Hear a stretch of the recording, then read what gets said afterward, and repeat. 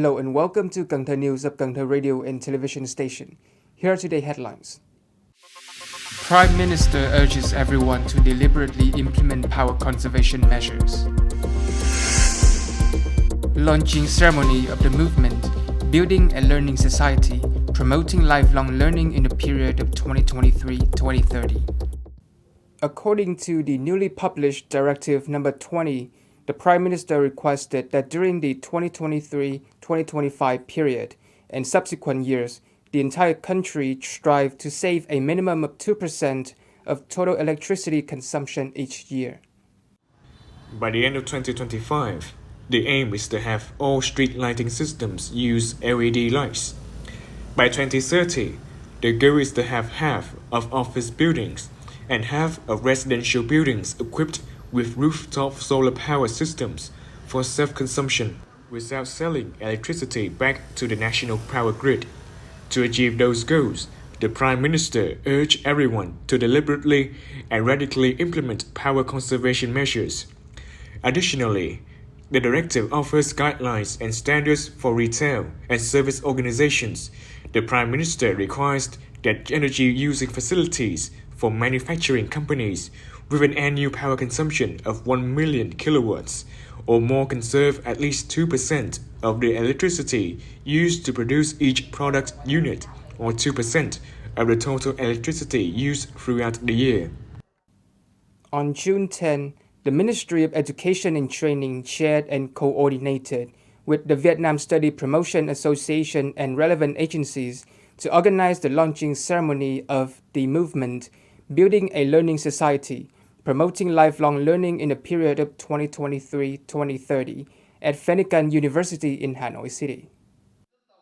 According to Prime Minister Phạm Minh Chính, the movement aims to continue promoting the ability of the entire political system to propagate and raise awareness of all classes of people about the role, significance, and necessity of lifelong learning and developing a learning society. The projects have produced a number of significant outcomes. Two of the four key objectives of the scheme, illiteracy eradication and education universalization, and learning to improve life skills, building a happy personal and community life, have been accomplished.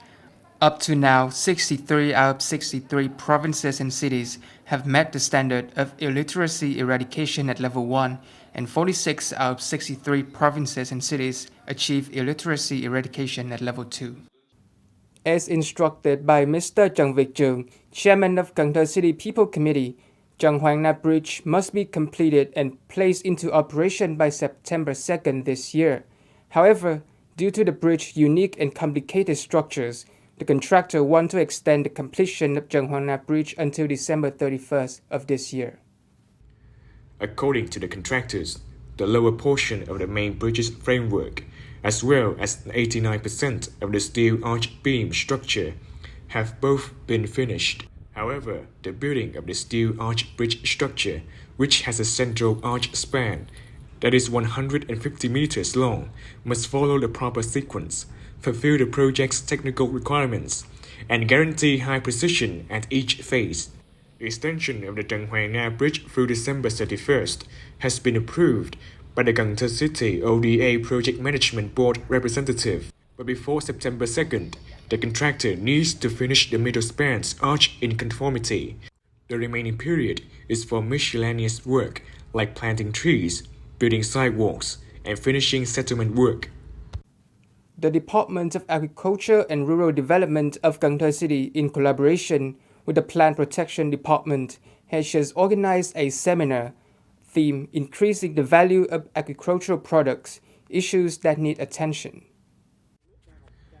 The presenters at the seminar exchange and share knowledge on ways to raise the value of agricultural products, produce agricultural goods for export, and improve farmers' incomes, at the same time responding to the concerns of farmers, such as what policies do the state have to help farmers build planting areas.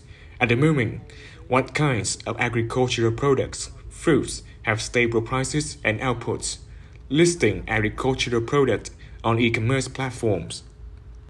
On June 10, Major General Nguyễn Minh Diệu, Deputy Commander of Military Zone 9, and Mr. Trần Việt Trường, Chairman of Cần Thơ City People Committee, attended the opening ceremony of Cần Thơ City Press Sport Tournament in 2023.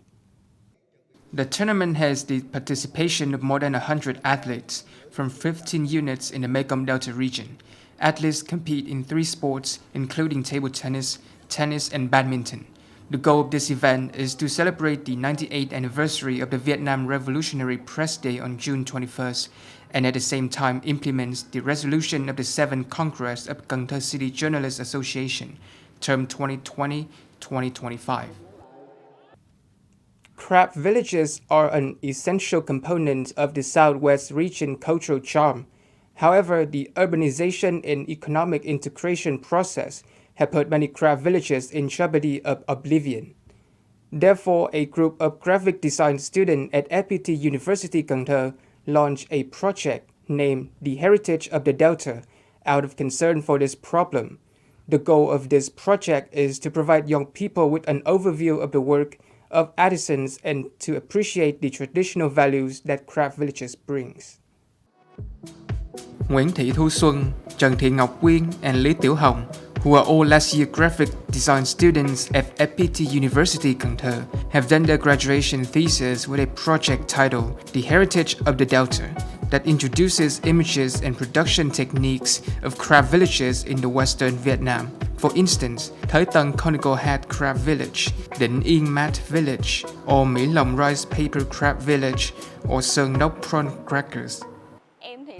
I enjoy making handicrafts, and I'm aware that Western Vietnam is home to several craft villages, but when I look them up online, I can't find any information. Therefore, I recommended to my friends that we research craft villages. I want to bring a lot of value to young people. The first book of the project is an illustrated book that incorporates augmented reality technology to give readers a deeper understanding of the qualities and fundamental steps in the process of manufacturing handmade goods. Each page of the book seems to revive activities in traditional craft villages. The students are very creative when writing their thesis. Firstly, there are innovative measures in the study of information. They combine online research and direct local surveys to have a more comprehensive understanding of the content. Secondly, they already know how to include book printing technology and augmented reality technology into presentation to make the augmented reality technology more interactive and user-friendly. After more than 4 months of research and experimentation for the group of authors, the project is not only a graduation thesis but also brings extremely valuable experiences. Learning about craft villages is the stage that took us the most time. We had to go to the craft villages, and through our interactions with the residents, we learned a lot about their attention to detail and dedication to their profession. In my opinion, these craft villages are really valuable and should be protected and promoted further in the future. In the near future, the group will continue to research and implement the next books of the project to recreate more craft villages in all the southwestern provinces. Currently, we have released one book which introduces 7 craft villages. We'll be publishing more books soon, each of which will feature 6 to 7 additional craft villages. We will keep working on this project until we have reached everyone because it has no end.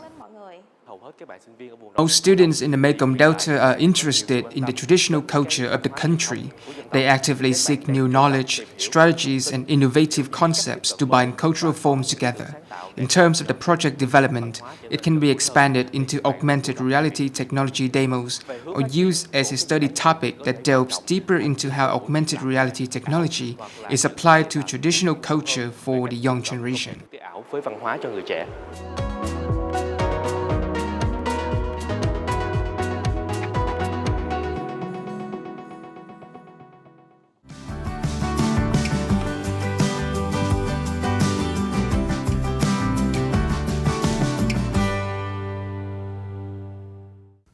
Coming up next is the weather forecast.